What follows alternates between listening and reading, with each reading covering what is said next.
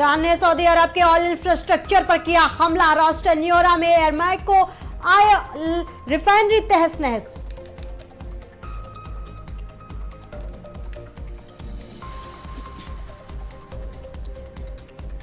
अमित शाह के हरिद्वार दौरे को लेकर तैयारियां हुई तेज। सीएम धामी ने की समीक्षा बैठक। अधिकारियों को सुरक्षा व्यवस्था चाक चौबंद रखने के सख्त निर्देश।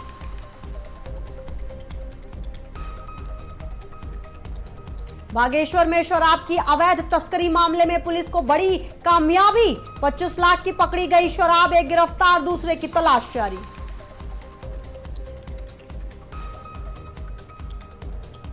कपकोट के जंगल से लापता हुई महिला और उसकी बेटी बरामद। एसडीआरएफ की टीम को सफलता, दोनों को सकुशल घर पहुंचाया गया।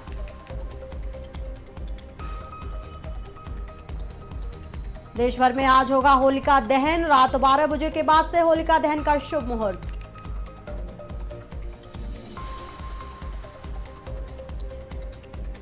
नमस्कार, आज की खबर देख रहे हैं आप। मैं हूं आपके साथ यशस्वी पाठक।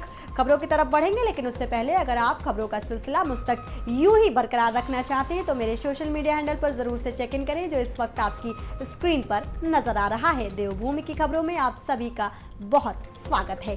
मुख्यमंत्री पुष्कर सिंह धामी ने मुख्यमंत्री आवास में आयोजित एक उच्च स्तरीय बैठक में केंद्रीय गृह मंत्री अमित शाह के आगामी 7 मार्च को प्रस्तावित हरिद्वार दौरे को लेकर तैयारियों की समीक्षा की है। मुख्यमंत्री धामी ने अधिकारियों को सुरक्षा व्यवस्था चाक चौबंद रखने के सख्त निर्देश दिए। इस दौरान सीएम ने स्वच्छता, पेयजल, बिजली और स्वास्थ्य सेवाएं सुनिश्चित करने को कहा है।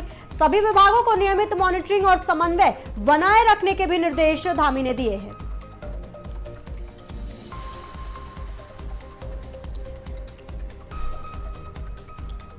ज्यादा जानकारी के लिए हमारे संवाददाता आशीष डोभाल हमारे साथ मौजूद हैं। आशीष, शाह के आगमन की तैयारियों के लिए उत्तराखंड तैयार है?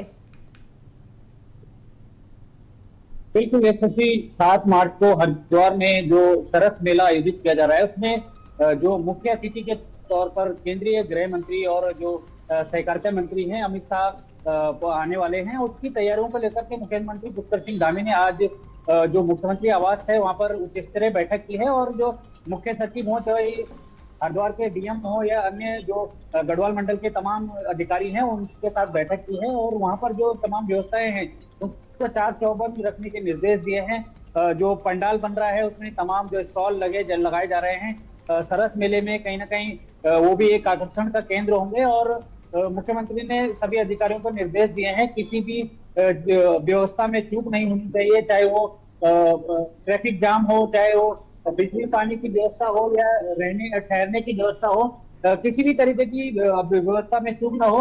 इसको लेकर तमाम तैयारियां अभी से पूरी कर ली जाए। पंडाल तैयार किया जा रहा है, उसमें लोक निर्माण विभाग के साथ साथ तमाम जो एजेंसियां हैं वो लगी हुई है और कहीं ना कहीं आने वाले समय में अगले साल यहाँ पर चुनाव भी होने जा रहे हैं, तो इसको लेकर भी कहीं ना कहीं ये जो मेला है, ये बैठक है, ये आगमन है जो केंद्रीय गृह मंत्री का, वो है माना जा रहा है और इसके लेकर उत्तराखंड तैयार है। समय समय पर जो गृह मंत्री है उन्हें जो है उत्तराखंड का सानिध्य मिलता रहा है। और आशीष, इसमें जी अगर रूट डाइवर्जन की बात करें आशीष, तो किस तरीके से प्रशासन उसके लिए भी तैयारी कर रहे हैं? रूट डाइवर्जन क्या होगा 7 मार्च के लिए?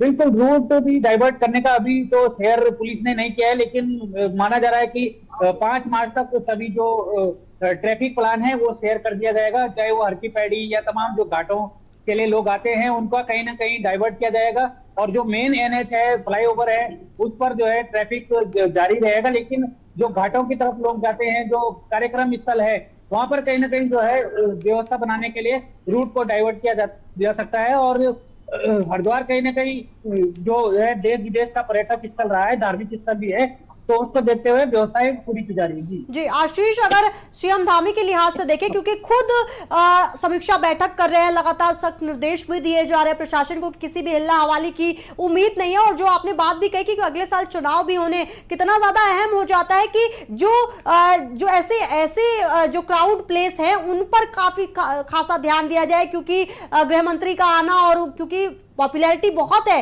अमित शाह की, तो सीधे जनभावना से ये पूरा मामला जुड़ेगा, तो उसमें कितनी ज्यादा चाक चौबंद व्यवस्थाएं रहने चाहिए। और अगर हिल्ला हवाली होती है, लापरवाही सामने आती है, तो चुनाव पे भी असर पड़ सकता है। बिल्कुल यशस्वी, सभी तैयारियां पूरी की जा रही हैं, चाहे वो ट्रैफिक जाम की व्यवस्था हो या बिजली पानी की व्यवस्था हो या बैठने की व्यवस्था हो या पंडाल की जो तैयारी है, उसमें जो तमाम एजेंसियां लगी हैं, चाहे पीडब्ल्यूडी हो या अन्य एजेंसियां हैं, वो कहीं ना कहीं पूरा जो है अपना काम कर रही है। अगर कोई चूक इसमें रह जाती है तो मुख्यमंत्री पुष्कर सिंह धामी का सीधा निर्देश है कि उन अधिकारियों के खिलाफ सख्त कार्रवाई की जाएगी, ताकि उनका सीधा सा संदेश है कि समय रहते हुए सभी काम जो है पूरे जी, कर लिए जाएंगे। आप बने रहिए आशीष हमारे साथ। लेके चलते हैं अब आपको देहरादून की तरफ। देहरादून में बीजेपी मुख्यालय में होली मिलन कार्यक्रम का आयोजन किया गया। मुख्यमंत्री पुष्कर सिंह धामी कार्यक्रम में शामिल हुए। प्रदेश अध्यक्ष और राज्यसभा सांसद महेंद्र भट्ट भी रहे मौजूद। प्रदेश महामंत्री संगठन अजय कुमार सहित वरिष्ठ पदाधिकारी भी शामिल हुए। इस होली मिलन समारोह में तमाम बीजेपी पदाधिकारी और कार्यकर्ता भी मौजूद रहे। ये तस्वीरें आपको दिखा रहे हैं सीएम धामी की कार्यकर्ताओं के साथ, तमाम पदाधिकारियों के साथ जो मौजूद हैं। होली मिलन का कार्यक्रम बीजेपी मुख्यालय पर रखा गया था, जिसमें मुख्यमंत्री ने खुद पहुंचकर होली मिलन की शोभा बढ़ाई है।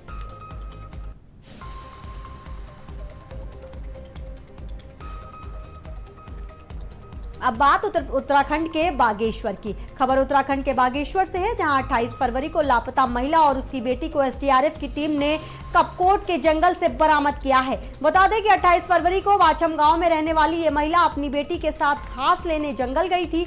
जब वो वापस नहीं लौटी तो परिजनों ने आसपास खोजबीन भी शुरू करी। जब महिला और उसकी बेटी नहीं मिली तो परिजनों ने एसडीआरएफ की टीम से सहायता मांगी।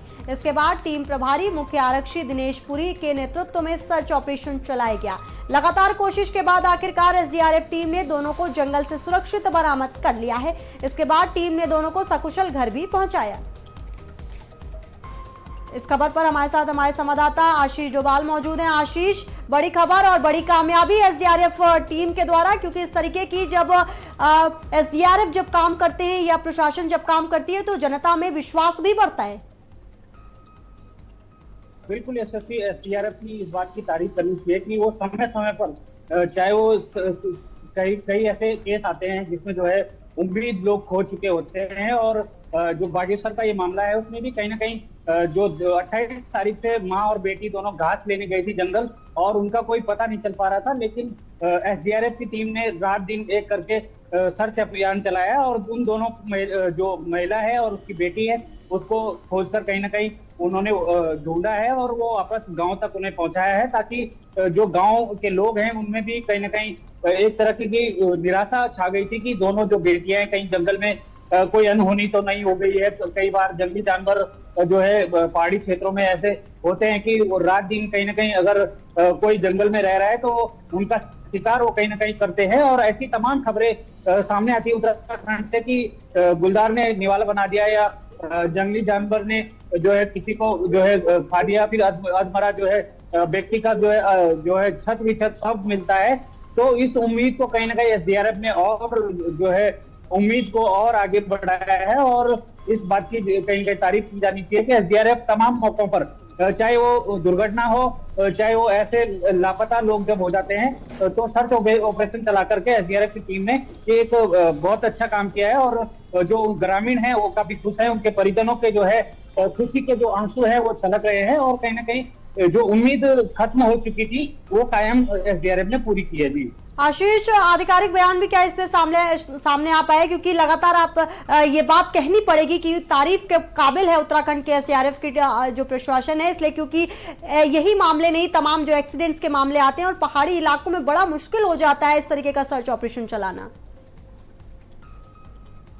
बिल्कुल, ऐसा तो कोई बयान सामने नहीं आया, लेकिन एसडीआरएफ की तरफ से कहीं प्रेस नोट जारी किया गया है कि उन्होंने ये जो है महिला और उसकी बेटी को कहीं ना कहीं सकुशल बरामद करके उनको घर तक पहुंचाया है। और दूसरी ओर बताऊं कि एसडीआरएफ ऐसी गंभीर जो तमाम जो परिस्थितियां होती हैं, चाहे वो एक्सीडेंट हो या नदी नालों में जाकर के सर्च ऑपरेशन चलाना हो, वो रात तो समय नहीं देखते हैं। वो व्यक्ति या फिर जो भी मौके पर लोग होते हैं उनको बचाने के लिए अपनी जान तक बाजी लगा देते हैं और लोगों को बचाया है। ऐसे तमाम मामले उत्तराखंड में, तमाम दुर्घटनाएं उत्तराखंड में होती हैं, और एसडीआरएफ सबसे आगे होती है लोगों को तो एक तरीके से सुरक्षा कवच और एकदम तरीके से सुरक्षा जो उनका दायित्व है वो कहीं ना कहीं एसडीआरएफ निभाती है इस समस्या में। आशीष, उसमें फॉरेस्ट डिपार्टमेंट से भी क्या मदद ली गई थी? क्या फॉरेस्ट डिपार्टमेंट भी साथ रहे हैं? नहीं, ऐसा कोई अभी सामने नहीं आया है। एसडीआरएफ का ही जो दल था वो गया था और कहीं ना कहीं अनुमति हालांकि ली गई होगी फॉरेस्ट से, क्योंकि जो एरिया था वो वन विभाग का था और जो महिलाएं थी वो जो बेटी और उसकी महिला और उसकी जो बेटी थी वो घास लेने गई थी जंगल और वो रास्ता भटक गए थे और रास्ता भटकते भटकते उन्हें जो है गांव का रास्ता नहीं मिल रहा था, इसलिए जो है 28 तारीख से वो लापता थी। जी आशीष, आप हमारे साथ बने रहिए। बिल्कुल ठीक कह रहे हैं आप, तारीफ के काबिल उत्तराखंड की एसडीआरएफ की टीम। अब लेके चलते हैं अब आपको बागेश्वर की तरफ। उत्तराखंड के बागेश्वर में शराब की अवैध तस्करी के मामले में पुलिस को बड़ी सफलता हासिल हुई है। पुलिस ने यहाँ के कपकोट इलाके से 25 लाख की अवैध शराब पकड़ी है। पुलिस ने मौके से वाहन चालक मोहन सिंह को गिरफ्तार कर लिया है, जबकि उसका साथी हिमांशु दफौटी फरार हो गया है। इस मामले में कपकोट में आबकारी अधिनियम की धारा 60 और 72 के तहत मुकदमा दर्ज कर लिया गया है। बरामद शराब और तस्करी में प्रयुक्त वाहन को सीज कर आगे की कार्रवाई की जा रही है, जबकि फरार आरोपी की तलाश में पुलिस की टीम लगातार दबिश भी दे रही है। हमारे साथ हमारे संवाददाता आशीष बने हुए हैं। आशीष, बड़ी खबर और लगातार प्रशासन पर सवाल उठ रहे थे कि शायद जो जिस तरीके से काम करना चाहिए प्रशासन को, क्योंकि क्राइम रेट लगातार उत्तराखंड में बढ़ रहा है और अगले साल चुनाव भी होने वाले हैं, इसलिए सवाल बहुत पूछे जा रहे थे उत्तराखंड सरकार से भी और प्रशासन से भी। लेकिन पिछले कुछ समय में देख रहे हैं कि अब नींद खुल गई है प्रशासन की। बिल्कुल, एसएसपी होली का समय है और त्योहारों के समय पर ऐसे मामले सामने आते हैं तस्करी के, शराब तस्करी के। और ये बहुत बड़ा मामला कहीं ना कहीं बागेश्वर से सामने आया है कि जिसमें 248 से ज्यादा जो पेटियां शराब है वो बरामद की गई है और जो आबकारी विभाग है वो कहीं ना कहीं नींद में है। पुलिस ने ये कहीं ना कहीं रेड मारी है, पुलिस ने इस मामले का पटाक्षेप किया है और जो दोनों आरोपी हैं, जो उसका एक तो चालक तो अरेस्ट हुआ है और जो उसका साथी था हिमांशु, वो कहीं ना कहीं वैध जो शराब परिवहन का जो लाइसेंस होता है, पास होता है, उसकी आड़ में अवैध शराब की तस्करी कर रहे थे और पुलिस ने इस मामले को कहीं ना कहीं अपनी जो तमाम सुराग कशीब से जो है दोनों लोगों को अरेस्ट करने की कोशिश की, लेकिन जो एक व्यक्ति जो चालक का साथी था वो पुलिस को देखकर मौके से फरार हो गया। लेकिन सवाल यहाँ पर यह उठता है कि आखिर आबकारी विभाग क्यों नींद में सोया हुआ है, उसका काम पुलिस विभाग को करना पड़ रहा है। जी आशीष, इसमें जो दूसरा शख्स है जो फरार है उसके लिए भी क्या टीमें गठित की गई हैं? जी बिल्कुल, उसकी गिरफ्तारी के लिए जो है आरोपी की गिरफ्तारी के लिए टीम गठित की गई है और जल्द ही बताया जा रहा है कि उसको भी अरेस्ट कर लिया जाएगा। हालांकि अभी तक उसकी गिरफ्तारी की सूचना नहीं है, लेकिन पुलिस उसको उसके लिए जो है टीम बनाकर उसके खिलाफ उसको दबोचने के लिए जगह जगह दबिश दे रही है। जी बिल्कुल ठीक कह रहे हैं आप आशीष, और उत्तराखंड में लगातार क्राइम बढ़ता नजर आ रहा है और आबकारी विभाग अब फाइनली एक्शन में नजर आ रहे हैं। बहुत शुक्रिया आशीष। तमाम जो उत्तराखंड के राजपुर की तरफ देहरादून में सड़क हादसे में घायल युवक की इलाज के दौरान मौत हो गई। जानकारी के अनुसार राजपुर रोड पर दो बाइकों में टक्कर हुई थी, जिसके बाद एक युवक को अस्पताल में भर्ती कराया गया था। इस घटना का सीसीटीवी फुटेज सामने आने के बाद पुलिस ने गैर इरादतन हत्या का केस दर्ज करते हुए 4 आरोपियों को गिरफ्तार किया है। इस मामले में युवकों के आपस में रेस लगाने की भी बात सामने आई है।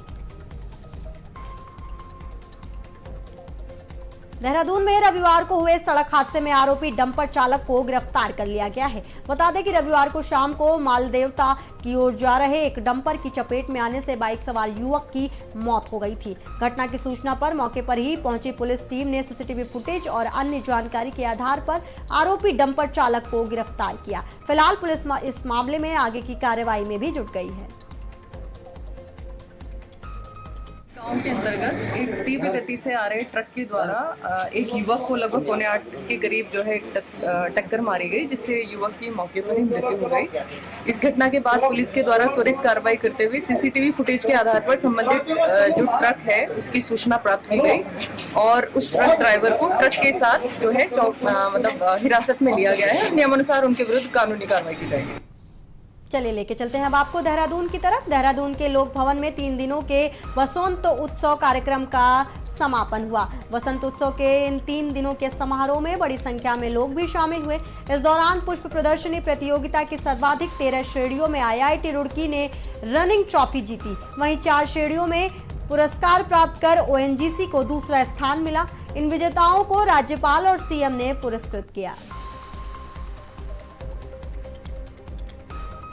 बात बागेश्वर की। वैसे तो बसंत ऋतु के आगाज से होली की शुरुआत हो जाती है, लेकिन उत्तराखंड में होली कुछ खास अंदाज में मनाई जाती है। जहां एक और कुमाऊं मंडल में बैठकी और खड़ी होली का महत्व है, तो वहीं गढ़वाल मंडल में होलियार एक गांव से दूसरे गांव और दूसरे गांव से ब्लॉक और जिला स्तर तक होली मनाते मनाते पहुंच जाते हैं। कुमाऊं में होली का उत्सव रंगों से आगे बढ़कर आस्था और संगीत का अद्भुत संगम बन जाता है। बागेश्वर के प्राचीन मां कोट भ्रामरी मंदिर गरुड़ में इसी सनातन परंपरा का भावपूर्ण निर्वहन किया गया।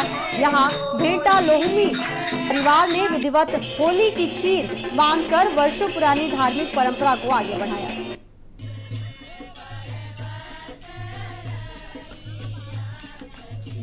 ये बड़ी खबर आपको बता रहे हैं बागेश्वर से। ये बड़ी खबर जहां सनातन आस्था का एक अद्भुत संगम देखने को मिला है, जहां होली चीर बांधकर वर्षों पुरानी धार्मिक परंपरा को लोगों ने आगे बढ़ाया है।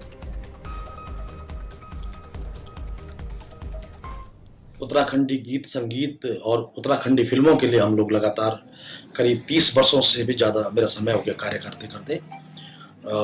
हम लोग उत्तराखंड की संस्कृति के लिए, मतलब ये लगा लीजिए कि पूरे भारतवर्ष में हमारी टीमें जो है, हमारे उत्तराखंड के लोग जो हैं, अपनी उत्तराखंड संस्कृति के उसके लिए कार्य कर रही हैं, संस्कृति के प्रचार प्रसार के लिए कार्य कर रही हैं।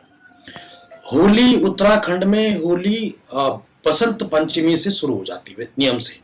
जो एक झंडा होता है होली का, तो वो हम बसंत पंचमी से, ये बसंत ऋतु के महीने में इसको शुरू कर देते हैं। और उत्तराखंड में बैठकी होलियों का भी और खड़ी होली का दोनों तरह का कार्य रिवाज है।